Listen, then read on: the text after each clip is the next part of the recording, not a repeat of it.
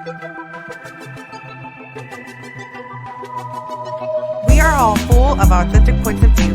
Myself alone have at least 22. They come from the things that we have been through. Those things can either make or break you. Life is full of ups and downs. It's our choice to either smile or frown. Please choose to smile today, because it's one thing that's free to give away. People say that life isn't hard, it's what you make of it. But what if only struggle surrounds you? What can you take from it? Life can be hard and some things aren't fair. Please listen to others just to be aware. All I'm saying, you never know what someone's going through. Just because they look happy doesn't make it true. Hopefully this podcast will help you see you are not alone, you at least got me. We are more alike than you may know, but if we stay quiet, we will never grow. Don't ever give up, because you got this. If you quit, think of all the opportunities that you could miss.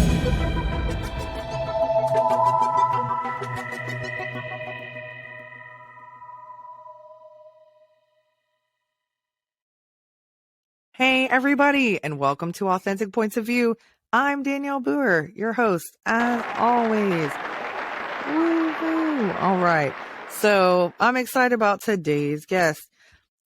She's different, which is exciting because there's been so many life coaches on, which life coaches are amazing because I'm becoming one, but she's different. So yay for uniqueness. It's so awesome. Okay, Mandy Hornsby. She is the creator and writer of My Sassy Starfish and Don't Tell Maw Maw podcast. Yeah, Maw Maw. Yay! Where she talks about the things she loves: mindful living, history, and Mississippi Gulf living. Welcome, Mandy, to the show. Oh, thank you, Danielle. Thank you for having me. This is always fun to be on someone else's show. Whenever you're putting everyone on your hot seat, it's always fun to be on someone else's. It is. It's like, to me, it's like it's just like fun because you just sit back and you're like, I don't have to be in control. Woohoo. Mm-hmm. Yeah. I'm not editing this episode. That's it, is the editing. You're right. I'm like, have fun. It's on you. Mm-hmm. All right. So, okay. Now, what do you love about the subject history? Well, it's been like all history almost all the time, not always. I also teach English. So I've always liked history. Back when I was in 5th grade, my teacher actually assigned us a project to do a short report, like handwritten on the notebook paper, because I'm that old, about our family history. So that kind of got me started with genealogy, because when I was born, I had a lot of my grandparents were still alive and great grandparents. So Awesome. My grandpa loaded me in the car and took me to the old Biloxi cemetery and took me to visit his sister. And, and since then I've always loved history. I have like a thing for like historical fiction too in certain situations. And it's just always been interesting to see parallels. And there's always like some weird serendipity that happens with history. Like, what are the chances that this happened at that exact time? Yes. Okay. Now that sounds interesting. So yeah, that does sound cool. So, all right. How many degrees do you have and how long did you go to school for? So I guess I should preface this by saying I'm a millennial, so no 1 degree is ever enough in our situation. True. There's no degree that's gonna like be enough to get you the perfect job, because that's just the way our life has gone as millennials. Actually, I will preface this by saying, to have a love for genealogy and history, you don't have to have a degree. Some really good local researchers I know actually just picked it up after they retired. They had other careers before this. So mainly, I think if you just have like a sense of making sure that you check your resources and kind of have a good BS monitor, you're okay with studying history. But my actual undergraduate degrees in history and English, I have a master's in history. And then I graduated with that master's. I did like 5 years straight of college because I went straight to my master's, and I did it in Edinburgh. And Edinburgh master's programs full-time are 1 year instead of 2, like most US programs. Wow. And when I came back, My fancy degree was good for working at Books A Million coffee shop. Oh, That's only because I worked at a coffee shop the summer before I left for Scotland. That was my most employable skill when I graduated in 2008. So I worked in the public library for a while, and then I went back and got my alternate route for teaching. I worked as a school librarian, and then I got a CELTA for teaching ESL because I got tired of being a school librarian. And then now I'm actually working on my master's in library science with a graduate certificate in archives. So I guess that's about like, 8 years total of school, roughly, once I finish this program in May. Oy. Well, good for you. I have like all the school. That's amazing, though. That's really good. That's, first of all, learning is amazing and great. And that keeps us going and young and smart. So that's awesome. That's a lot of school, but it's awesome for you. And it's really interesting that I didn't even know that there was some of the degrees like the one you're going for. I didn't even know that was a thing. So that's really cool. Yeah. Now, and it is actually like a useful one. It talks a lot about budgeting and grant writing and, working with some of the classes. I didn't get to take it because I'm doing the specialist part of it. They have degrees to working with like underrepresented populations as well, like classes in that in my program. Oh, that's amazing. Wow, that's so wonderful. That's great that you can help and make a difference. And that's what I'm all about, is helping people. So that's really wonderful that they focus on that. Okay, so explain, I mean, lots of people might know, but like explain what does genealogy mean? Like, what are you doing when you're looking up your genealogy? So genealogy is basically the study of the people who lived before you and your family. There's usually two approaches to genealogy where people will go back and just go direct descendant to direct descendant. So like your grandparents, your great-grandparents, your great-grandparents. And then there's also another camp of genealogists, which we also see where I work, that just want to find everyone in the family to a certain extent. Like say they want to know who all their cousins are, for example, or all their grandparents, what happened to all their grandparents' siblings' children, for example. So genealogy can kind of be researched going backwards through time, or it can also expand out like an umbrella almost, depending on what you're most interested in. Ooh, that's cool. And so I think like most of them have a little leaf or something, which makes sense because you're looking at the family tree. So isn't that clever? It's so clever to me. I like the why of stuff, and I'm like, ooh, that's smart. So so that's, go ahead.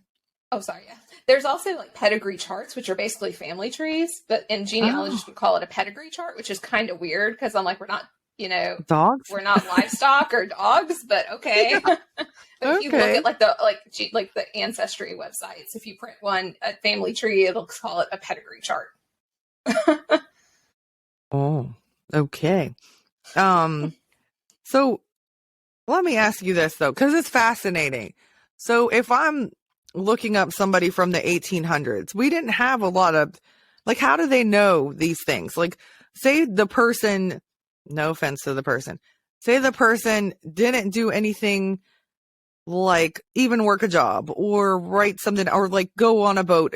Some of them traveled on the Titanic or whatever, and then they have documentation of that or made like a big thing in history or whatever. How would they find out information from 1800s when we didn't really have pictures? Like, we didn't have all that stuff back then. Maybe we had pictures. I don't know. I'm sorry.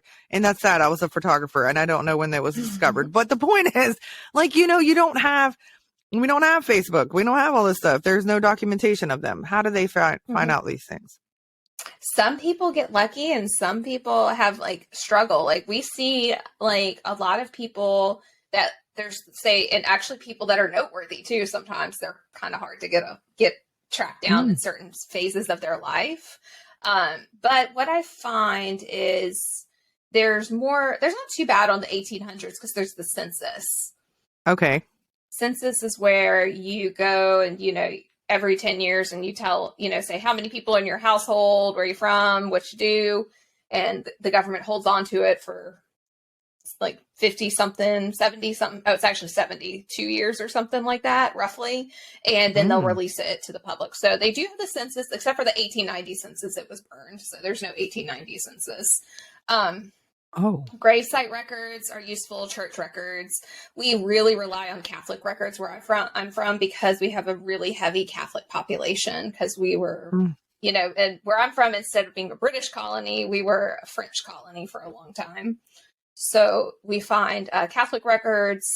Sometimes historic newspapers help, but don't expect it to be like an obituary like you would see today. You might see a passing comment where they paid their taxes. There are records from the 1800s, like in my department, where we can actually see marriage. We have microfilm marriage records, interment records, wills, some land plots. Some of it, too, people have to kind of get out of their comfort zone and go and have that awkward conversation at the courthouse with usually people who can be very mean. I know that kind of seems like a overarching. I've just had a lot of weird experiences at the courthouse researching. So, so there's just different things. Sometimes you might luck out and there's a book that was published in the 1990s that someone had referenced, a record that doesn't exist anymore. Say it was destroyed in a hurricane or a fire or something like that. But it's sitting there on a random shelf in some library just waiting to be found. Whoa, that is interesting. And I did not know, you're teaching me so much, that the census was burnt in 1890. Like everything was destroyed? Yeah, there's only maybe a few fragments of it. But yeah, the 1890 census does not exist. Oh, that sounds like a conspiracy theory. I know. Well, I'll have to tell you about some from my department. We have. Oh yes, please do. We'll talk off air because this is interesting. Yeah, we'll have to talk off air on that one. But yeah, wow. Okay, whoa, holy moly. Okay, that's awesome. So, oh my goodness, I'm still thinking about that. Okay, okay, how far back can y'all go? Like, because you said 1800s have census. So how far back is it possible to even find out a name, let alone anything else? So I have people, and actually I have my great uncle claims he's gone back to Charlemagne, but I'm not sure on that one. It gets a little precarious after that. I have definitely seen people easily where I live go back into the 1700s, late 1600s. And some of it's just a special case because where I live, and it just depends on where you live as well and where they came from. Also, if they have any revolutionary past, there's a organization called the DAR, Daughters of American Revolution. You have to match yourself with someone who fought in the American Revolution. So if they had any links with that, there's more than likely to be records because that organization makes such a push to keep, the genealogy fresh and keep it up to date. So it just depends. I did have a cousin. I was very lucky. Before I was a school librarian, I did work in the department I work in and run now for a year. And one of the women I worked with was my grandmother's second cousin. And she had traced one side of our family all the way back. She took a train to Quebec back in the 80s to research. She was hardcore. So I have a lot to thank, Miss Mary Louise Atkinson for doing that. And she also had stories about my great-great-grandparents that were just nuts that I never would have known if I hadn't talked to her. So it's really interesting. And then once you get back to the 1800s, a lot of us, especially if you're talking American and Canadian genealogy, we came from somewhere else. Oh yeah. So then you get into language barriers and passenger lists and stuff like that. Wow. Okay. That is pretty cool. So, and how cool is that you worked with your grandmother's second cousin? Mm-hmm. She was my grandmother's second cousin. Yeah. She, how amazing. She is interesting. She started working in the library, the circulation for the library in the later on, and then she worked there from the 80s all the way through Katrina. And then her last few years, they transferred her and had her in local history. And she would just talk to all our patrons, and they could, like, if it was from a local family, she could just tell you all about them. Wow. That's so cool. Yeah, she was like a walking, like, Yes, like she was all the in a reports in walker my and head. everything by then, but she was like sharp mentally. But I would have to go, like, if she needed like microfilm or something from the back, I'd have to go fetch it. Fetch Oh it my for her. gosh. That's so fun. And I just want to tell you that I love your energy. You have awesome energy. Just wanted to let you know. So, you're welcome. Let me ask you a question. Okay. So this is a controversial subject. I don't really talk Mhm. about these kind of subjects, but do you feel like high schools teach 100% accurate history, of like the country or the world? Do you think that's accurate? No. Okay. No, I don't either. But I was just so wondering. I will say, in fairness, they have a short amount of time. And now that, since No Child Left Behind, they like are stuffing these kids with just test facts, basically, so they could regurgitate them back onto a test. So there's that problem. And then also there's a lot of controversy now with like teaching race, race theory and things like that. And all that matches with history. Yep. There's a lot. And actually, I was really lucky when I was studying my undergraduate. So the university I went to for my undergraduate is a very, it was started out as a teacher's college. So a lot of their liberal arts classes kind of connect. Like you could take them as a teacher as well if you're going to teach high school. We have a Mississippi history class. I don't know if they still teach it. I think they might have moved it to a different grade. I think they might teach it in 8th grade now or something, but they used to teach it in 9th grade as a half credit class. And I took basically the college version of Mississippi history. And they definitely left a lot out on mine in my Mississippi history class, especially related to like, Jim Crow and, race relations and things like that. Yeah. So my boyfriend is from Meridian, Mississippi. And so he tells me a lot of stories that I am like utterly shocked by, just shocked. And even into the 80s and 90s of how it is. And like even being in the South is so different for me because I was living in Maryland and then I lived in Ohio, which is actually on like close to the Mason-Dixon line. So that's a touchy subject. Like that's weird area too. And because my family's from West Virginia. But it was when he tells me some things of how things were happening, even in the 80s and 90s, I'm like, it's like a different world. He said it was like, no offense, I'm not trying to offend you, but like where he's from and the communities he's from, it wasn't active history. You know what I'm saying? Like they were still stuck in the past of how things were and how it's so divided and everything, even then. And I'm like, it's so sad.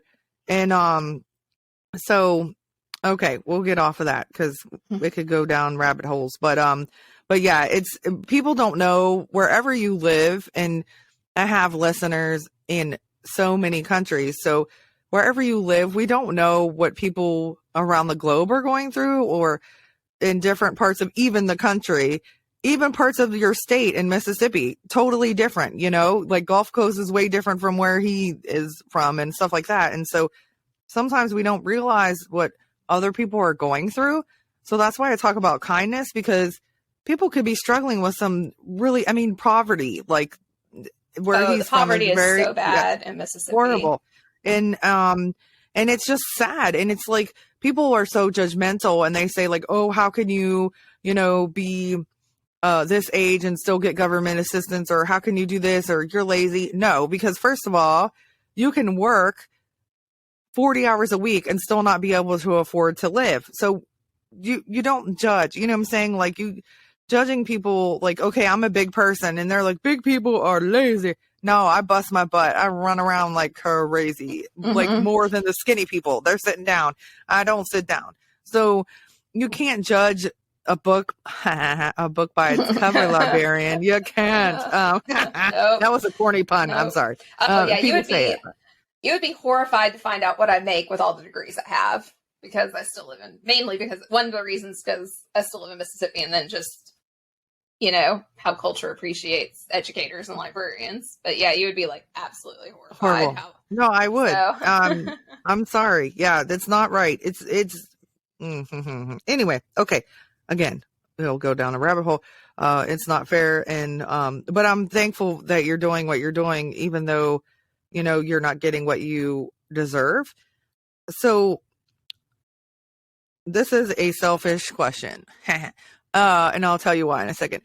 Can you tell us a few facts from World War II that maybe we don't know? Maybe it's like not hidden facts, but like something that's not well known. I have a couple. I looked at the questions beforehand, and I was glad you gave them to me ahead of time. Normally, I can fly off the cuff, but there's a couple. So I do have to preface this by saying I did study World War II in my master's degree, but I studied like Scottish women during World War II. Okay, and the cool. ones the ones that were volunteering with the Young Women's Christian Association, basically. Yeah. So I like social history as a whole anyway. So basically social history is, say I got like put in a time machine and sent back, I would kind of know how things were going on the day to day from a place and the regular people's point of view. That's kind of what social history is. That's just so I'm not all stuck on the big battles of, the battles and the troops, and the movements of World War II. But there are some interesting facts.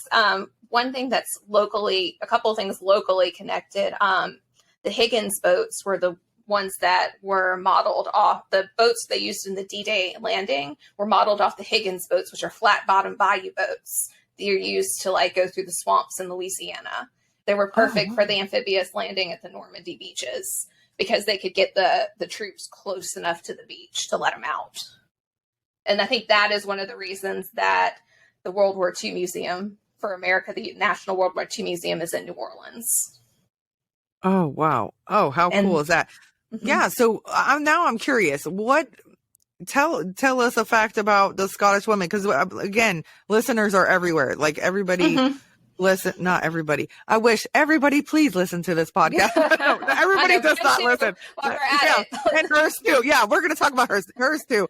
That's a false claim. Everybody does not listen, but different countries do listen. So yeah, what's a fact about the Scottish women that you learned?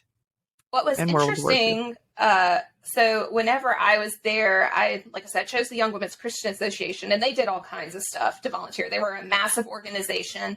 Scotland was still a pretty religious country then. Not, the UK and Europe is not as religious as it used to be now, but back then it was still a really big organization. And these women moved some money, and these women did some things. So one of the things they did, and you have the classic YMCA hostels. You think about that, we have that still in the U.S.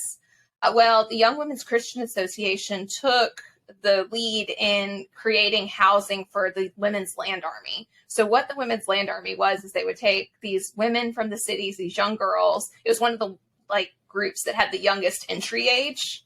So you could join it when you were 16 or 17. The other groups, you had to be older.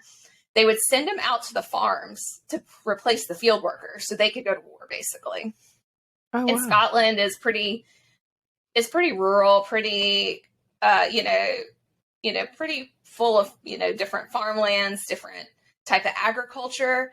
So the Young Women's Christian Association would basically find the houses, staff the houses, and manage the houses for the Women's Land Army, which was pretty cool. And it got really funny because during war, there's, people like to party and live hard during war. So a lot of Polish soldiers were trained in Scotland. So they had a problem with trying to keep the women away from the Polish soldiers. Oh, I read some some oral history accounts, and it was hilarious. Some of this was funny. These they had these stodgy house moms that had to keep these young ladies in line in the countryside. Women gone wild. That's so funny. Oh crap. Okay. I love this. Thank you for coming on, because I know we're not done, but I'm just really excited because I was like, no offense, everybody that's into history, no offense. I am a nurse. So I'm my brain isn't like that. You know what I'm saying? We're all different. And I'm very ADD. So I find this very fascinating. So that's awesome. That's the whole point. Don't ever be closed-minded. That's what my show's about. And I was being I'm not being closed-minded, but I was thinking like, you know, hey, but your energy is so great. So this is so fun and I'm learning so much. So don't ever not do something just because you think something before it happens. You don't know what's going to happen. So that's my advice to myself. Okay. So now, alrighty then. What are some similarities? So when you're in Scotland, and you said already one thing, that the schooling was a year instead of 2 years. Wow, that's intense. And then what are some other, just a couple of things that's different between Scotland and here? It could be anything, culture-wise, food-wise, history-wise. It doesn't have to all be about history, but anything. You know, how you said they were religious a lot, but what other things kind of differentiate? And I also have an uncle through marriage. He's my aunt's husband. He is from Scotland. So, how was the language barrier? I know it's English, but the accents are very thick and I feel like they talk fast. So was it hard for you to get adjusted at first? Yes and no. So where I lived, I was in Edinburgh, which is the capital. Edinburgh is kind of like their accents are a little less harsh. They still have Scottish accents, but Edinburgh, I find, but what they did was, I lived in student housing since I was an international student. They guarantee you student housing your first year, basically. So Wonderful. I was living in student housing, great place, literally living next to a castle. Can't make this shit up. Literally living next to the castle. It was amazing. Hell yeah. On the Royal Mile, which is like the main drag. It was old. It was like older than the country. It was older than America. This dorm I was living in, basically student housing. And we had, we'd have, you know, people that would come to like fix, like say, like my window seal wasn't sealing right. So the gentlemen that would come, I had no idea what they were saying to me.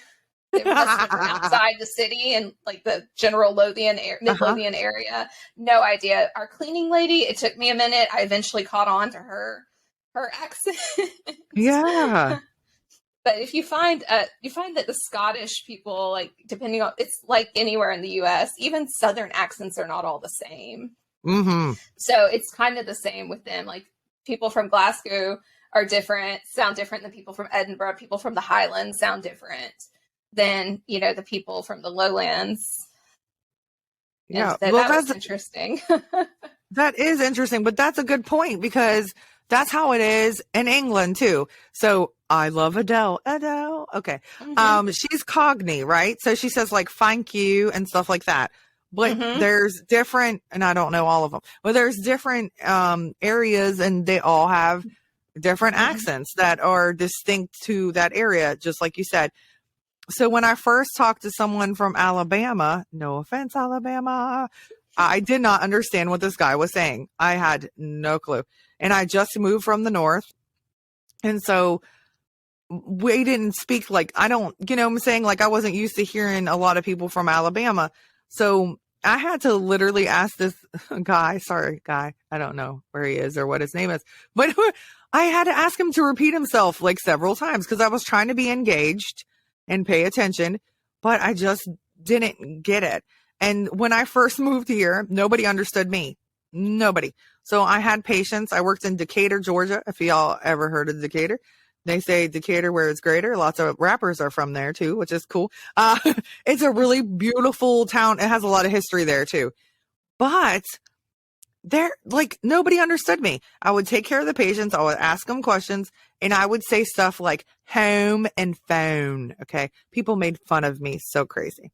So that's how I talked. I'd be like, do you feel safe at home? And they're like, what the heck is a home? They don't know what a home is. That's not a word to them. So therefore, this lady from Southern Georgia would come translate for me, English to English. She would translate and I'd be like, really, what's happening? I was so confused. But yeah, that's how it is. Just like, if you bring somebody from Boston here, they're not going to understand, you know, like we all have different dialects, just like in Germany. I lived in Germany. Love it.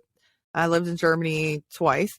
And there's different dialects in Germany, like everywhere, every country, I believe, especially Africa, because there's so many countries in the continent of Africa, but even Australia, like everybody has a different meaning for things or stuff like that. So that's why you have to be careful when you travel, because you could offend someone or say something that is not bad where you live, and then they're like, oh, that's the worst thing you could ever say, and you're like, what? I didn't know. So Yeah. A lot of people ask me if I'm from the South, and I'm like, yeah, obviously. It just comes out in different ways if I'm upset or if I'm worked up about something. And then also where I live, though, there's 2 different military bases. There's a lot of movement where I'm from. So we're kind of watered down a little, I guess you could say, our Southern accents where I'm from. Yeah, I was going to say, no offense. You do not sound like definitely how his family speaks, and they're from Mississippi. I couldn't understand my boyfriend for a long time. I mean, I'm serious. Like when we first got together, he knows that. And how I speak.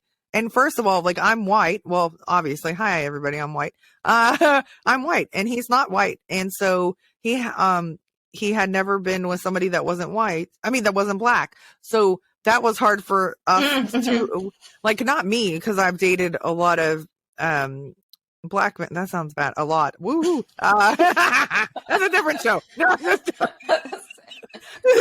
I'm so silly. I'm sorry. That's a different show entirely. So I have dated men, from race, African American men. So it wasn't different to me, but the Mississippi, the accent and how his family talks, like they cut off the end of stuff. They don't say the last 2 letters of the words. And I'm like, what? Like I don't understand. Yeah. And like, yeah. And then stuff is like smushed together and you're just like I never knew that it was spelled Quitman, because that's not how it sounds to me. It sounds like Quickman. I don't know. Yeah. When he says it, I love him. I knew exactly by reading it when you sent me that email what it was. I don't know. Yeah, and I'm like, I don't know. And then so like, I love him. I'm not talking bad about him. He's so smart. He's so intelligent. I'm not talking bad about anybody. I'm not saying. I'm just because we brought that up in our podcast. We said no matter someone's socioeconomics or the way they speak, it does not indicate their intelligence. No, it is not an absolutely indicator not. of intelligence, for sure. No. Yeah, it definitely isn't, because there's some words that, he knows that I might not know. And then there's also slang. So where he's from, he speaks in different terms than I do. That doesn't mean that you don't know what you're talking about, because he does. He's very intelligent. He looks everything up. That's what he looks he actually looked into his genealogy too. But he looks everything up because he wants to have information. So he's very, very smart, and his family's very smart. So you never judge, again, librarian, a book by its cover, because just because people aren't pronouncing the words, or I cannot spell, okay, but I'm not stupid. I think I'm smart, but I cannot spell worth a darn. So that doesn't make you stupid. Everybody has strengths, and just because we don't speak like each other, or the words, or like I said, like they literally cut off letters of the words and say it like different, but that doesn't mean that they're lack knowledge, or they're stupid, or they don't understand things. That's just how they speak. And that's okay. We all are different for a reason. If everybody was the same, boring. It was so boring. And I was telling someone the other day, actually, I was like, it took a while, but, it took like 2 Oxford graduate professors, several degrees, and learning to be an ESL teacher to take the trailer out of me. So, I mean, it's, like you wouldn't know, like speaking to me, I grew up like in a trailer in South Mississippi, so. Yeah. And guess what? It's all good. That's what made you. You are right. You are. Right. Yep. That's what made you who you are. Who cares? That's the whole point. Nobody would look at me as a nurse right now, like, and say, that's why I do this. That's why I'm starting to become a speaker and a life coach and all this stuff. And I want to start talking to high schools. And nobody would look at me and be like, oh yeah, she lived in a homeless shelter. Yes, I did when I was pregnant with my second one. She has 100 baby daddies. Just joking. I only have a few. 3. That's a lot. Like I witnessed my brother commit suicide on the telephone. All these things, like you would never know that I went through this stuff. But guess what? I did. And each situation made me who I am today. All the things that we go through, like you living in a trailer is still a home. Guess what? You can have a happier home in a trailer than people that are in an abusive relationship in a mansion, right? Or, it doesn't matter what situation you grow up in. It matters your values and your morals and your everything. Like that stuff matters. Like, who gives a hoot nanny if you grew up in with wolves? I'm just joking. I don't know. Mowgli or whatever. Yeah. Who cares? No, I'm just saying, like, yeah. But really quick, I skipped my grandma. Dang, I'm sad. Okay. The reason why I asked about World War II is because my grandmother and my grandfather were both in World War II, and that's how they met. And she was a nurse and he was a prisoner of war. How cool is that? And in Germany, she took care of him as a nurse. So that's cool. And then they found each other in the States. So amazing. So I just wanted to bring that up. That's why I asked about World War II. Oh yeah, we love that type of stuff. Like, it's like all these like connections. There was actually several big German POW camps in Mississippi. I think there were really? 2 or 3 of them. And there was one. There is a trail you can still take in DeSoto National Forest, Tuxachanie Trail, and there's still like these big cement like slots in a hill, and that was like from the POW camp. Oh my gosh! Oh, that was like one of their work projects, I believe. Wow! Oh, that's so awesome. Well, not awesome that people were prisoners of war, but that's how I was made. Because if my grandfather never went through that, he would have never met my grandmother. So there we go. We go through trauma and different situations, and then it can turn into something beautiful. So, all right. Now, the library that you work at is, what is it called? And I know you said it's like one of the historic, it's like the oldest building or something like that, or it's so oldest school? My library, whenever I worked in the school system, it was like the oldest, like one of the oldest still continuous, like used buildings for schools.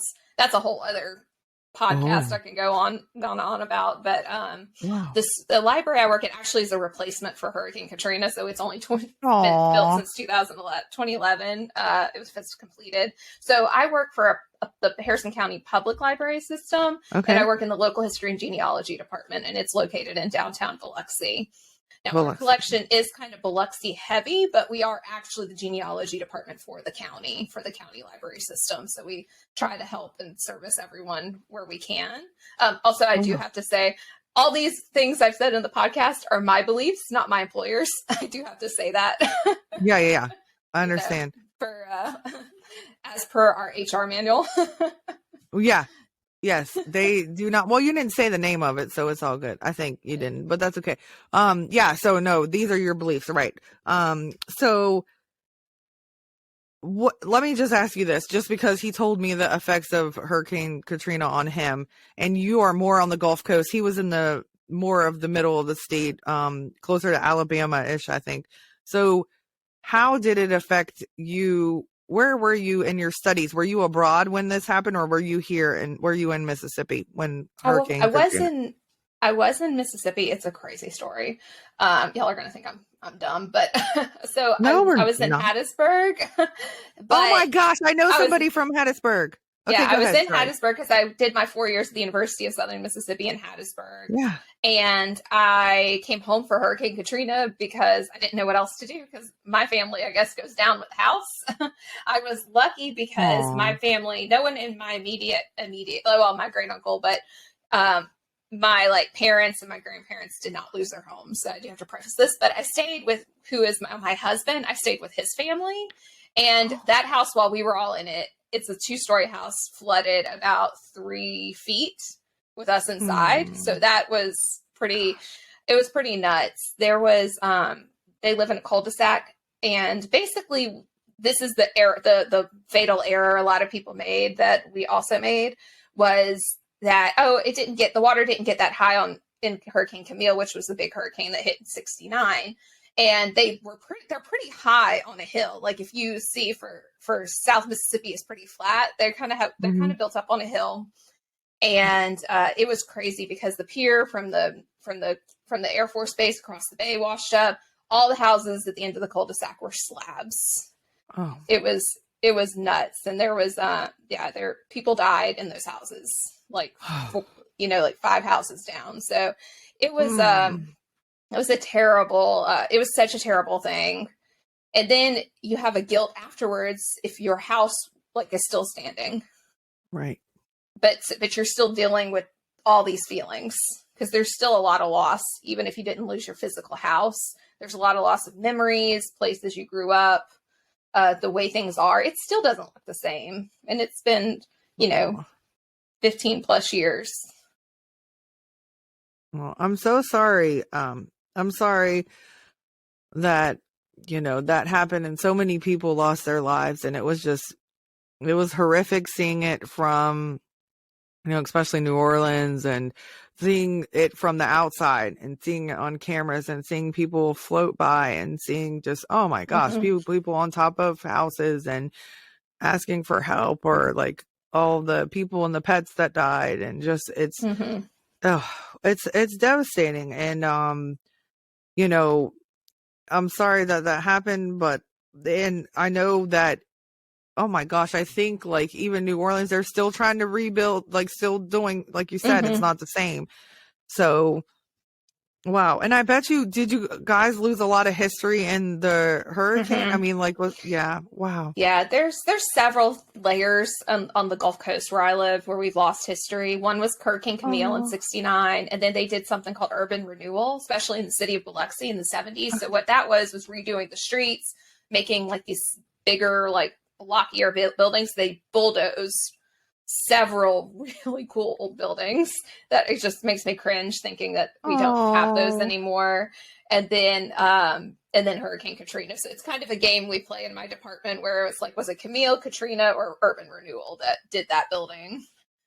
Oh no. Put that building in. Oh no, it's a bad game. That's not a good game. It's not a good game, but there are things like, so my department got heavily damaged during Hurricane Katrina, but when it was started in the public library by a woman named Morella Powell. She's still kicking. She's still around, but she retired right before Katrina in 2005. So that department in the Biloxi Library and Cultural Center, it was like shared with a museum at the time. Wow. It was a really modern building. And basically the collection was stuffed wherever it could fit. So when the building was named unsalvageable, basically, they built a new building. And when they built that building, they actually made us like an actual proper archive. Like, so we have a proper archive room with collapsible shelving, a fire suppression system, a reading room patrons can come and sit in. So there's, I guess you could say there's like a silver lining in it. Because we're better equipped now, at least, to hold what we salvaged and what we get from here on out. Well, yeah, like, unfortunately, like what I was talking about is like when situations happen, it doesn't ever fix what, we can't bring back the lives that were lost or the information that was lost, but you do learn from it, hopefully. And then you can grow and you can change and you can try to prepare for the future. So, now, I think that's so cool that you were in Vietnam. Okay. What is a CELTA certificate, and how long were you in Vietnam teaching English? I know you came back and did it online, I guess, but how long were you physically there? I was in Vietnam physically 3 months. It was back in 2017. Wow. And my house, like just this particular pocket of where I live, the house values weren't going up. Like our house value was too low to sell. Like I think we would have been a lot of money in the hole if we'd sold our house. Because what the plan was I would go set up in Vietnam, and then my husband would sell everything, store whatever, sell the house, and meet me like within 6 months.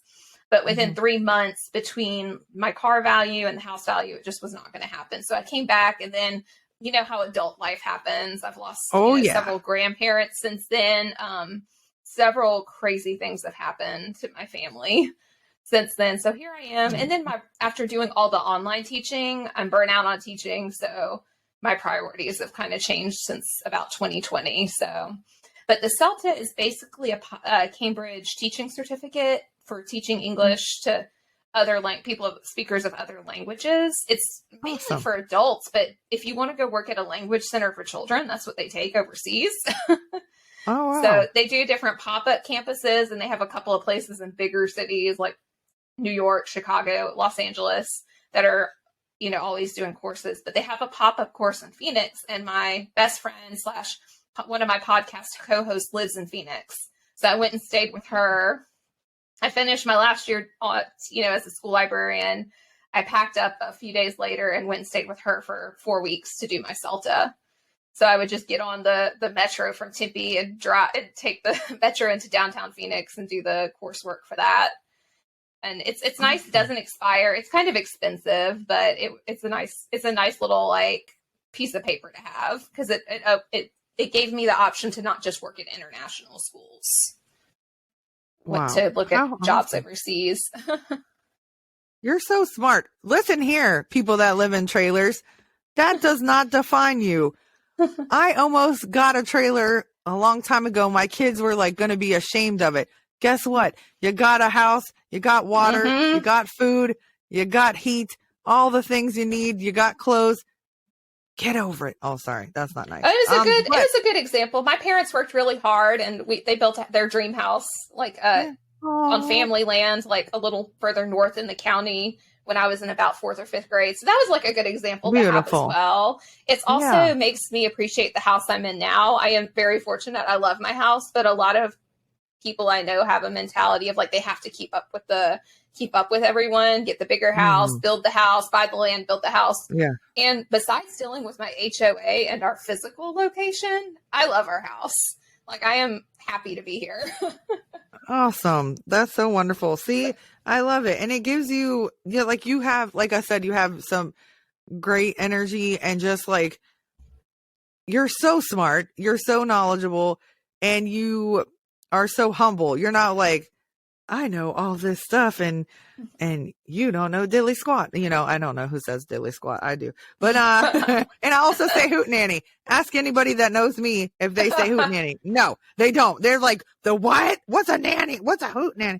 I say whatever I want. Be yourself, everybody. That's what I do. Your thing. I be myself. Okay. So, see, that wasn't proper English. I be myself. But I do be myself. Okay. All right. Now, I'm so silly, really silly. I like to be silly though, because it helps me get through the times. And I have kidney stones right now, so it does not feel good. Yeah, it's all good. Okay, so tell me the most interesting fact about Mississippi that you know. It could be Gulf Coast, anywhere, and I don't care where it is in Mississippi. What is the most interesting fact or your favorite fact about Mississippi? Well, I know more about the Gulf Coast than I do. Okay, yeah, that's fine. But there's some interesting things. Our man-made beach is the longest man-made beach in the world. It's 21 miles from Ocean Springs to Henderson Point in Pass Christian. So that's kind of interesting. Barks Root Beer was founded and bottled in Biloxi originally. Until they sold it to Coca-Cola in the 90s. And so there's several different different interesting things. There's a lot of one interesting fact related to World War II. So we know that during World War II, the Japanese people along the West Coast were interned in camps in the middle of the U.S. Oh. So by FDR. FDR did a lot of good things. This was not one of them for sure.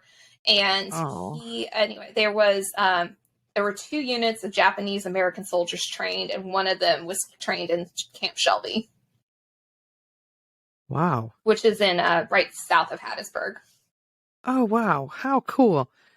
There's a lot of famous, not that being famous is, the most important thing. There's a lot of famous, awesome people that are from Mississippi. And I only know that now because I date a guy, of course, from Mississippi. Has he told you about Morgan Freeman? No.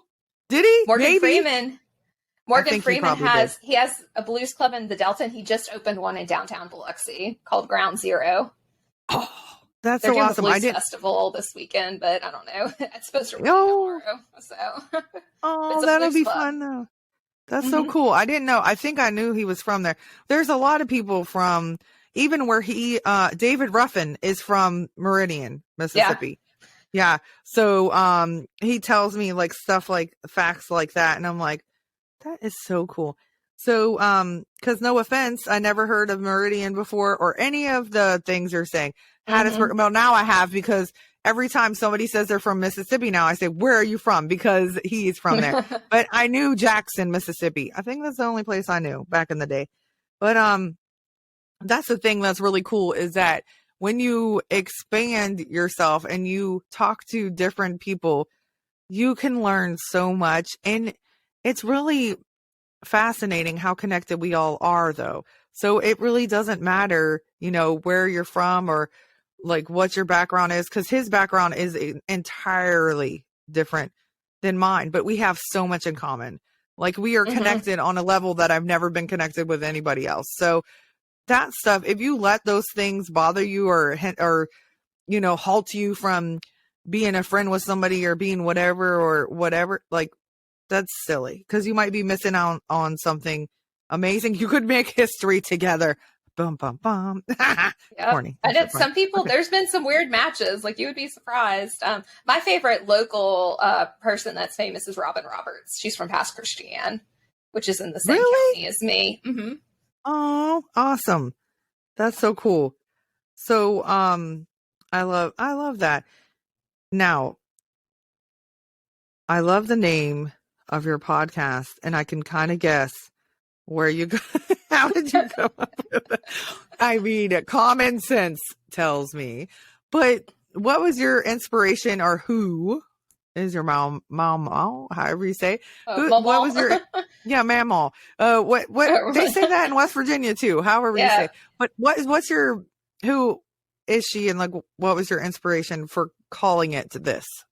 So I always have some kind of weird like hustle idea in my mind. Some of Yeah, them me have come to too. fruition. Some of them have just hung out in the back burner.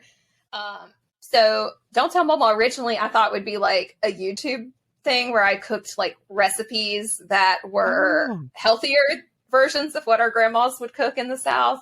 And then I just like, that's too much work.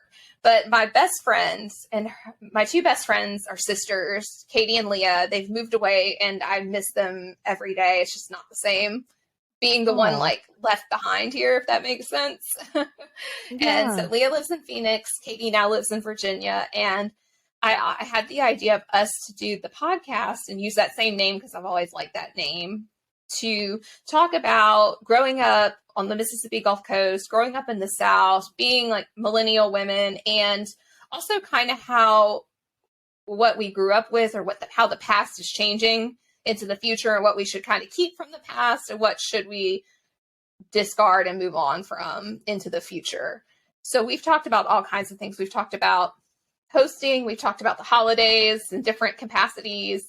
We've done ghost stories just for fun. We've talked about hurricanes. We've talked about Mardi Gras, which is a big thing where I'm from. We've had guests, we've had friends. We have this one series I really liked last spring called From Mississippi We'll Travel, where we found friends or people that we've connected with online that are from Mississippi but have traveled, kind of like I have, to talk Yeah. about their experiences.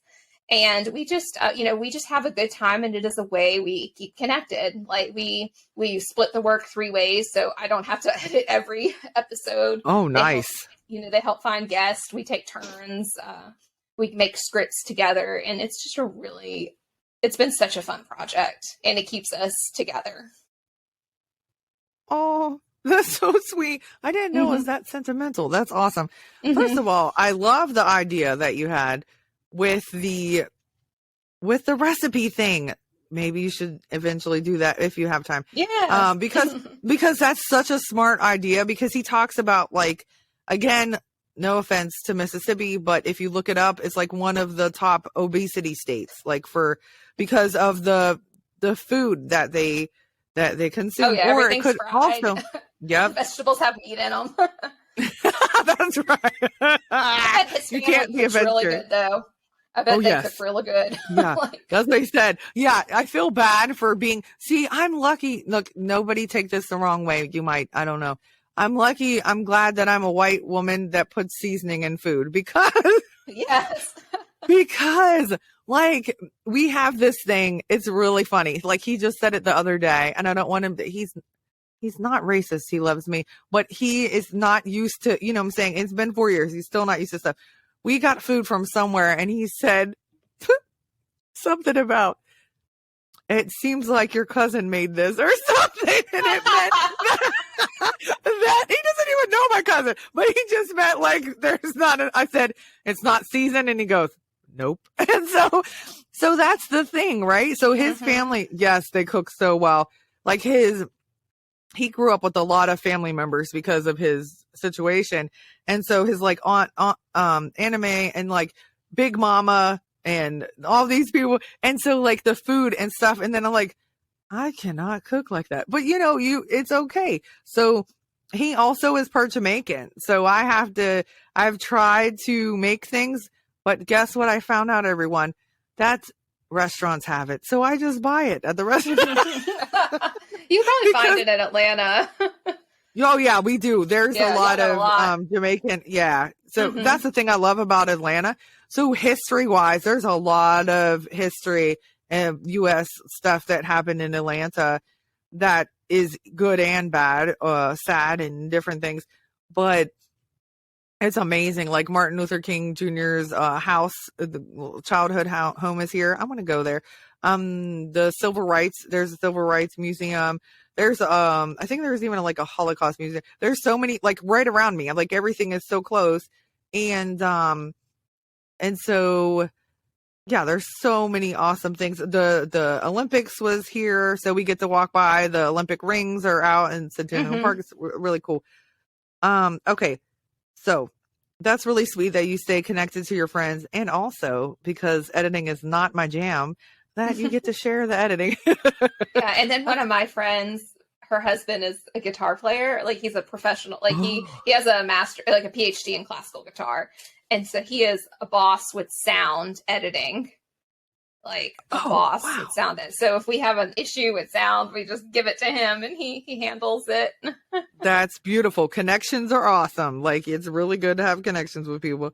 So okay, now I love names, and now what in the world is what in the hootenanny is my Sassy Starfish? I'm just joking. I'm just joking, everybody. Okay, what is it about? So that one is like one of my old long-term projects. I think I started it back in like 2013, and originally it started out for me just to like show in like finds of old stuff I found, like home stuff, like antique finds, and then it's kind of molded to where I was talking about some genealogy, talking about some history, some Gulf Coast stuff.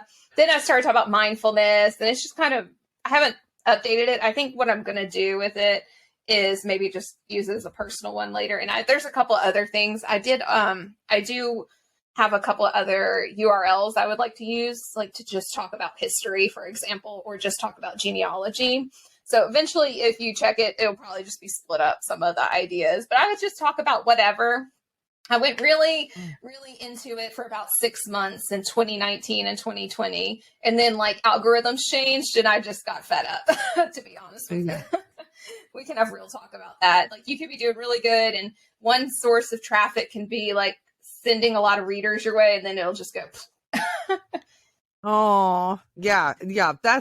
I haven't figured this out yet. The algorithms. No, I really haven't. So why is it called? So it's about old things and different things, but why did you name it? Because Sassy is fun. I love Sassy. My daughter is so sassy. But why did you name it Sassy Starfish? I'm very curious about this. What is that significance? What does it mean? You just like starfish? So I like starfish. I've always liked stars over anything. So yeah, like I'm also like, I don't know, I'm always like, I'm trying to think of a way to explain. I like things that are kind of popular, but kind of not. So like when everyone, maybe you might be around the same age as me, when everyone was into like the butterfly clips, I like dragonflies. for example. Oh, I've always liked stars and starfish. We don't have a lot of starfish. We do have them where I live. We don't have that many. I think I've only seen maybe one, like when we were on the boat like a while ago. But it's just a quirky, like fun name. I thought it was kind of catchy, and I just went with it.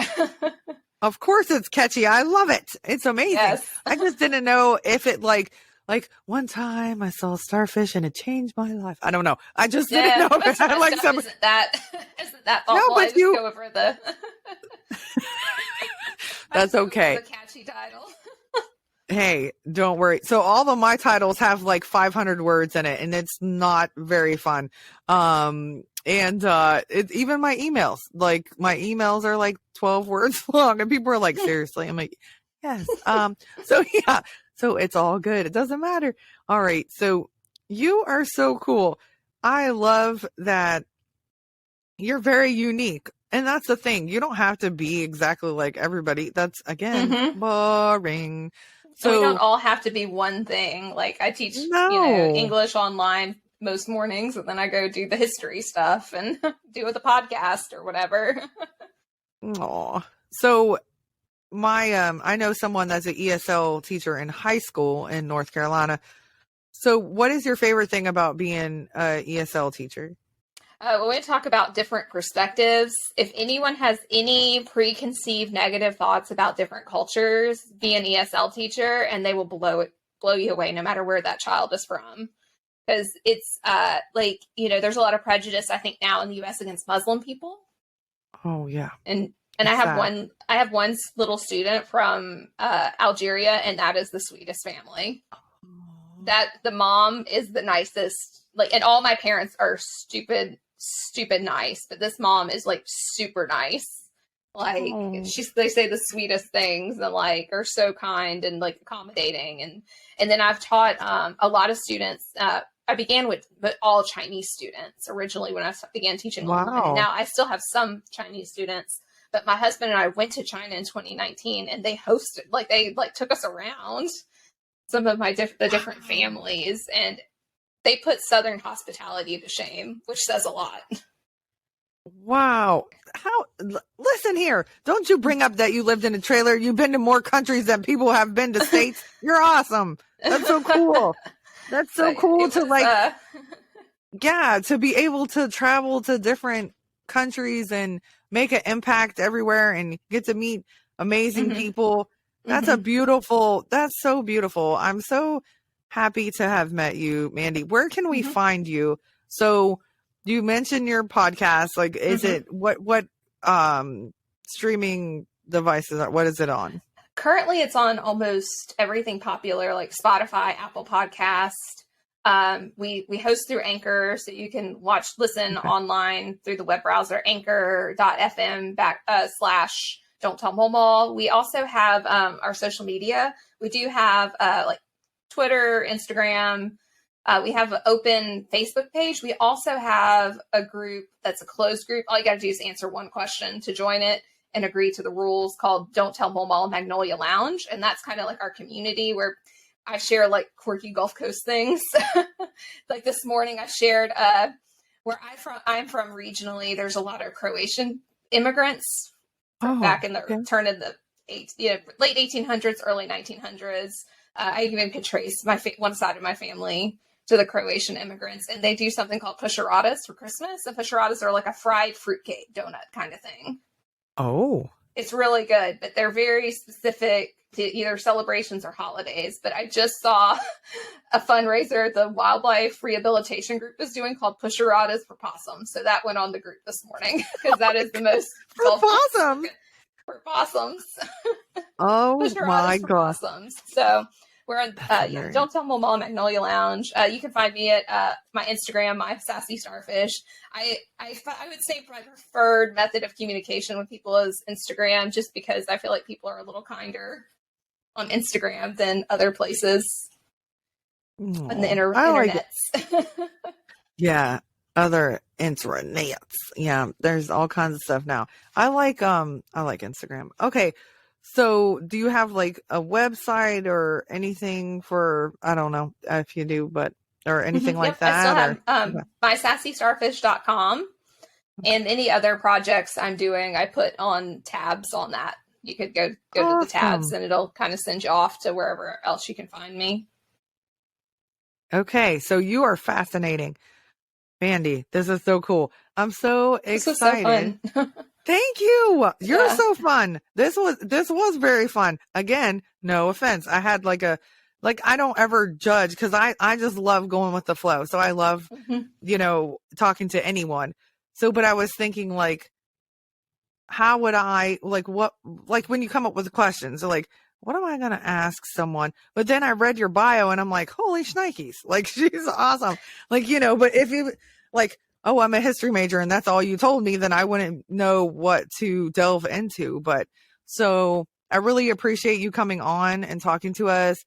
And there are listeners everywhere. I'm trying to think Algeria. So I had a boss that was from Algeria, but so far nobody from Algeria has listened. So shout it out and share it to your people.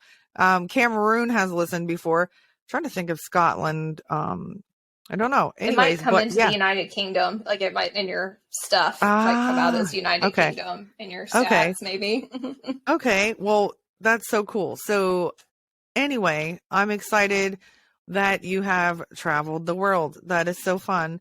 And that you've learned stuff from everywhere. And that just shows everyone. So like the fact that you brought up that you grew up, the first few years in a trailer, but look at where all you've gone. It doesn't matter. Your situation or your circumstance or your location at the time does not ever tell you what your destination is going to be. All of us could have amazing destinations, but we've been through hell and back to get to it, right? So Hmm. it's not really the journey. It's just like the destination. Where'd you get to? What are you doing now? And you're really making a difference and helping people. And you know way too much information. I'm just joking. I'm just I know teasing you. it's like You're like my a brain big sometimes swimmer. is Yeah. like bumping around. Yeah. Well, that's how mine is, but I think it's just the ADD, but it's not facts. It's just like whoosh, whoosh, whoosh. I don't know what it was in there. I don't know what's happening in there, but no, but that's amazing. And the fact that you remember all this stuff, I am impressed for real. So I think you're awesome. This was so fun. And you have like great energy, beautiful smile. You just seem like such a good person. And it's so great that you're helping all these kids doing, English as a second language. That's what ESL stands for, right? So, Hmm. and just teaching history and all the things that you're doing, being a librarian. So cool. Connecting with your friends on your podcast and just awesome. Like live your dreams and keep coming up with your cool names and doing what you got to do, right? So thank you so much. I really appreciate you for coming on. And sorry, I'm like, woo, I'm so silly, but sometimes it's a Thank you for little too having much for me. people. Of course, thank you. And I would like to talk to you again and about some other stuff. So if you ever go out past you do, but past the Gulf Coast, I would be interested in asking you some questions about other places. I was born in Hawaii too, so that's cool. But sure, there's a lot of history there. But I also we'll talk again. But I wanted to ask you about the Native American history which is so prominent there in Mississippi. But Mm. we'll just one. I forgot to ask you. So how many would it be tribes? I know that's African, but what are they called? Ooh. So I know a lot of the towns They are call them named nations after now. nations. I Okay. think So like Shibuda, isn't that a Native American or a lot of them are? a I lot don't of know them if that one are. is. I can tell you locally some of ours. Okay, what's just some of yours locally? Biloxi is named after the Native American tribe. But what's interesting is the Biloxi tribe is a different language group. So they Oh. came from somewhere different than the other tribes in Mississippi, like the Creek, Choctaw, Chickasaw, and Cherokee. Uh, and I think Pascagoula is another one. We have a patron that has been studying archaeology for a long, long time. And he told me about, when the explorers came, there were probably like a good 17 different Native American groups on the Gulf Coast, and most of them were actually they kind of were where they would go from place to place. They would just come in the winter to like fish and to get the Wow. oysters and things like that, and they would move on. Yeah, the Tunica Biloxi are still a tribe. They are a nation.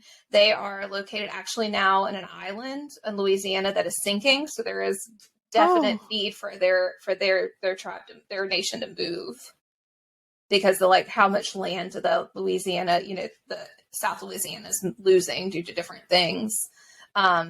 There's a lot of, we have a river called Cheetah-Buff, and if you tried to spell it, it Wow. was like a spelling word, like the bonus spelling word when you were in 5th grade here. It probably means broken pot, possibly. I asked the same gentleman that question. Wow. There's a lot of different words. Pascagoula as well is named after the Native American tribe that was there. There's a lot, but there's a lot of Native American names. But then where I live too, there's a lot of French names as well. Yes. Yeah. Wow. Well, that's so awesome. I'm sad. Would have been sad if I skipped over that. So it's sad that a lot of those nations are not, that is very sad, but we talk about history, and that's another thing that they don't teach is what really, went down. Obviously, because we still have Christopher Columbus Day, and the way we still celebrate and teach Thanksgiving. Skibbity boo. I know. I just said like the other day, like my daughter didn't have off for it, but it still said Columbus Day on the calendar. And I was like, wait a minute. I thought we were, going away with that.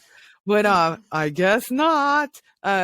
So that's the sad thing, is that history, I think, is altered to fit a certain person, I'm not trying to get it too much into that. But anyway, so yeah, there's a lot of awesome Native American nations that are still around. And so the county that's next to me, like literally I can walk there in 2 seconds. I'm like right beside another county, and it's Cherokee County. And that's right where I am in Georgia. So we probably have some names here that I didn't know were Native American names, but I definitely knew that about Mississippi because my boyfriend told me, because he would say all these names and I would feel bad because I would say, what kind of name is that? And he's like, don't say that. It's a Native American. I'm like, oh, sorry. But it's just something I never heard of, and so it's really, that's a beautiful thing though, that they named those cities and towns after them. So, because it's a shame what happened. And that happens in so many countries. And my ex-boyfriend from Ghana used to tell me about Italy and Sicily and what happened when they would go to Africa. And I'm like, huh? Like, that's so sad. And, we don't get taught all these things. Nope. So anyway, well, thank you for looking up and knowing real history, and it's important that people have an understanding of facts, that even though some of them are very tragic, some are horrific and all those things, but things that really truly happened. I think as time goes on, they excuse me, my voice, they they've made movies about really amazing people in history, and a lot of them have been African Americans, but that you didn't even know about. And it's like, how did this happen in 1960? And I just found out about it in 2011 or whatever, and or 15 or whatever year. And it's just like, it's sad, but at least people are doing the research, right? So the information's available and people are doing the research. And so be it an author or a filmmaker, director, whatever, they're starting to find things out, or people are coming to them and saying, hey, do a story on so-and-so. And so I think that is absolutely important and necessary for, like you said, with the people with the genealogy, for it to go on and for that to be a thing. So it's like, we don't even know about it one day. That would be horrible if nobody ever found out about, So anyways, I just went off on a tangent. That happens a lot. I tell people all the time. I tell my two, my two workers that I actually just recently got promoted to over the department, like back in August. So my two workers under me, I always Congratulations. say, like, I appreciate it. It was a long time. That's a whole other story. But my coworkers, I tell them, I'm like, what we do matter to people. What we do matter. I've had people trying to reconnect with lost loves. I've had the DNA tests now are so popular that my daddy I thought was my daddy wasn't my daddy. Now I got to redo my search for my real daddy. There's all kinds of different things. There's a lot of people that were stationed in on the Gulf Coast through Keesler that had fond memories. They want to go see if their house that they stayed in with their family or when they were stationed here is still standing. We get a lot of those requests, and trying to find the locations of people buried in certain cemeteries, which matters because some people it's closure for them. It does matter. You're making a difference, and you're helping people. Like you said, closure is important. I just talked about it. I actually was just interviewed on literally this morning on a grief podcast. And she asked me about my brother's death. And so, he committed suicide and I witnessed it via telephone. And so that, like, forgiveness is important, but closure is also important. But she talked about, like, was lost. Like, how do you get like the person's gone, So that's really important, to be it like information that they thought could be true and might be, like that stuff is important. I watched that show. Who is that? I love that guy. He's bald with glasses, and he does the ancestry with the celebrities. Yes. Have you seen it? Is it Who Do You Think You Are or something like that? Yeah, it's like a PBS show. I always cry. Like, I'm like, oh, because it's so amazing. Like, it's like it goes back so far. And my daughter's teacher from last year, she told me, what? Not the teacher, my daughter, that great, something like that. Lots of greats. Their great grandfather was on the Mayflower or something. And I was like, whoa, like great, whatever. And so, and there's some history that, we might say, like, everybody's different, and we might say, like, oh, that's horrible, but still being a part of that history, unless it's like, we don't want to talk about Germany and all that stuff, that's not good. But anyway, because I lived in Germany and that stuff was horrific too. Sometimes you might find out something that Jim Crow was pretty horrific. Yeah. Oof. It was so bad. But yeah, you might find out something that you're like, my family was part of that. Oh boy. But it's the truth, it's like, it's part of, but that's not how you are. Right. So even if you find out something negative or bad, that doesn't define who you are, but it gives you some side of, like, could give you information to something, you know what I'm saying? And be like, oh, okay. But yeah, so all of it is fascinating, and everything. And working where we work, we have to have two sets of goggles on. We have to look at it from the perspective of the time. We have to look at it from our perspective looking back. And it doesn't make it okay. I'm going to preface this because it could come out wrong. But I've told this story several times on my podcast and another podcast. Like, I had a great grandfather who was county supervisor for 30 something years. He was the president. He was like one of the big people who got the beach going, the man-made beach going. And he was actually pretty, I wouldn't use the word liberal, but he was actually pretty sympathetic to the Black cause and the Black communities in Biloxi in particular. Like, in the parade, like when they did the parades, he'd get off and like shake people's hands on the Black side of the neighborhood. He would go like to the Catholic church and like sit for like, like baptisms and things like that. And there's been a lot, and even we found a newspaper article recently when the group of civil rights, activists on the coast were trying to desegregate the beach, basically. And he didn't say, no, we can desegregate the beach, but he, at least you could tell he was definitely not the person burning crosses in the yards. He was like, I'm very sympathetic. I want us to live peacefully together. I think maybe we could consider giving them a part, to go to. Like I said, not perfect. He definitely did blackface shows too.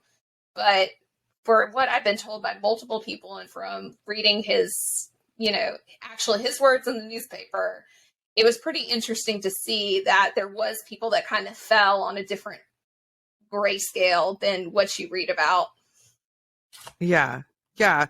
And there was a lot of people that, stood up for the rights in the South, of Black people, or helped people, or, or at the counters with them and all that stuff.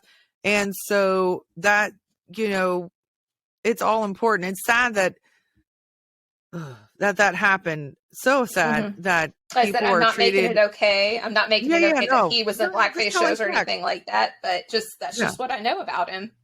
Yeah, you're just telling facts. I mean, and you can't change what happened anyway. So it's like, just like people, people don't agree with suicide. Nobody's going to be like, suicide's good. But when I talk about it, people can judge me for my brother committing suicide, but do it if you want. But I'm trying to help people. I want to talk to young people and say, hey, why do you feel this way? Why are you know what I'm saying? So don't worry about that. There's nothing you can do about.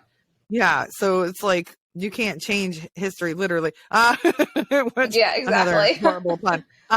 Another horrible one. So yeah, but I mean, like that's what happened in the church. I couldn't say that my brother committed suicide. I couldn't say that. And it's like, that's my truth. That's what happened. That's what changed some things in my life. I almost dropped out of college. I wouldn't have became a nurse. I wouldn't, and so, but I'm not going to hide that. Like, yeah, it's like shunned, like it was so horrible, but that's what that's the truth, and again, now I can help people, and I maybe help families with like signs and like certain things that happened or how he was acting, but and might be able to help someone or help prevent somebody from doing that. I hope and pray that's one of my goals. And so, I mean, you can't change what happened. What you can do is you can take those facts and you can do whatever with them, but you can't I tell my coworkers all the time, we have to bear witness to this. It's painful. It's painful on us. It actually kind of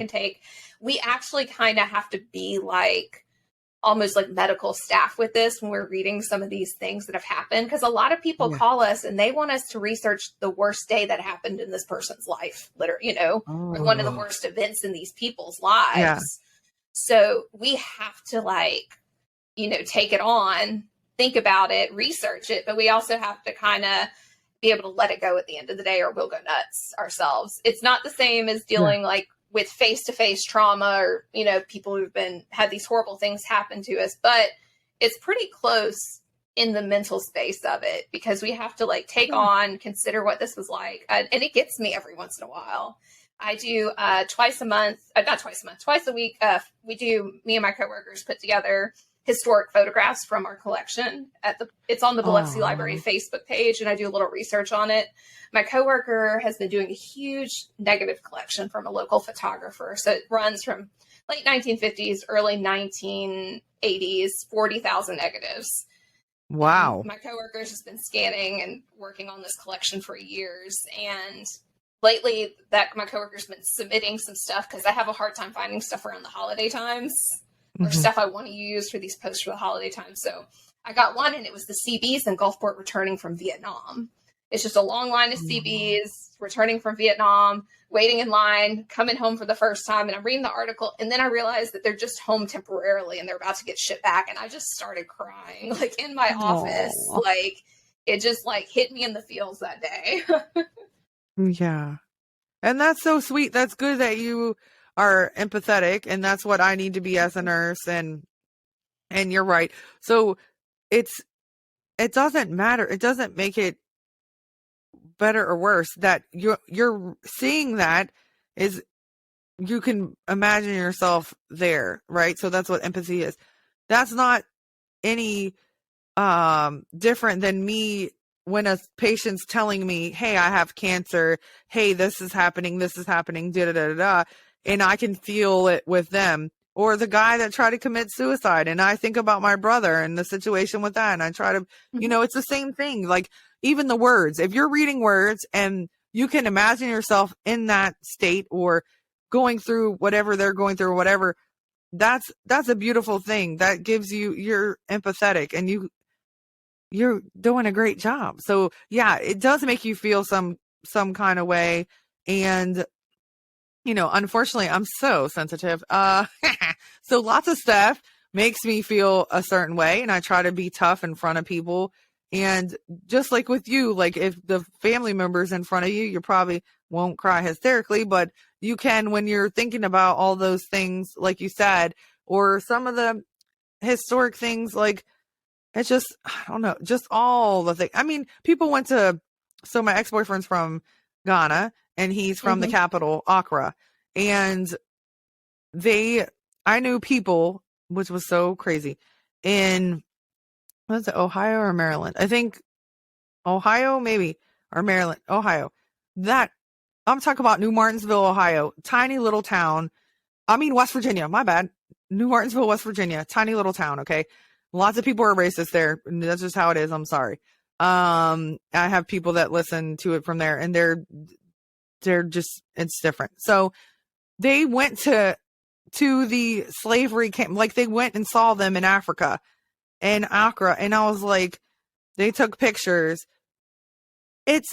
You can imagine yourself if you're in this little tiny, like, oh my gosh, and so it's a picture, but you can put yourself in that situation, especially if the people are in it and all that, like you saw. So that, I think what you're doing, again, is beautiful work. Keep up the good work. Thank you for helping all these people. Thank you for all your knowledge and your studying and and your schooling, and you keep going. And I'm really proud of you, because it takes a lot to feel that and keep going, and because you know what the purpose is, right? So you're like, no, I got to get this done. And I've got to, because I'm sure there's some horrific stuff that comes up, especially pictures I cannot imagine, like, because you just can get sick to your stomach and be like, oh my gosh, this really happened. Like, it's reality, and you reading all that history makes it so real. And it's got to be emotional, but you get through it. So good job. I don't know if I get plug through away. It just, it can be tough, but yeah. Aww. But I'll tell you what, nurses and doctors are my heroes. I didn't say this for the podcast. This is just a side note. I had in 2015, I had medical issues and I was just ignoring them. And I had primary hyperaldosteronism. So my body was losing losing potassium and keeping sodium. Oh no. And I went to the ER my mom took me to the ER thinking I was having a stroke. Wow. And through all that, like, I had to have so much blood work done and so many tests and different specialists and everything. And it was just like such a thing. And it was definitely the nurses that got me through that. I had the one poor nurse at the end from my for the endocrinologist I talked to probably every day for like 5 or 6 weeks before I could have my surgery. Aw. Well, I'm glad that you're okay, and I'm glad they figured it out. It's scary when you're going through. Courteous of things. Good. So. Yeah, seeing a different point of view. Like when you're laying down and you can't do stuff for yourself, it gives you a different perspective, Well, it's been great talking to you. I really appreciate you coming on. And again, we'll talk again soon, hopefully. Yeah, for sure. And you have a fantastic day.